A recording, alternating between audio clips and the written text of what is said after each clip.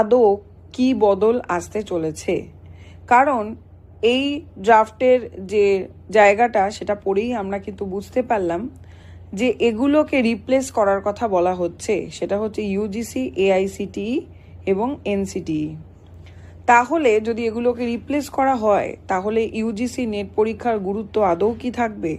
গুরুত্বের থেকে বড় কথা হচ্ছে আদৌ কি নেট পরীক্ষা ভবিষ্যতে হবে যেভাবে হচ্ছে, বা যদি হয় তার সিলেবাস কি পরিবর্তন হবে এবং হলেও কবে হতে পারে।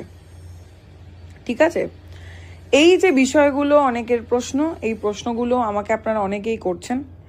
যেহেতু আমি এখানে নেট বিষয়ে যতটা আমি জানি আমি গাইড করার চেষ্টা করি, তো যাতে আপনারা মিসগাইড না হন এবং ভুলভাল চিন্তাভাবনা না করেন, তাই প্রথম থেকেই আমার মনে হয় এই জায়গাটায় কি বলতে চেয়েছে সেটা ক্লিয়ার করে দেওয়াটা খুব প্রয়োজন।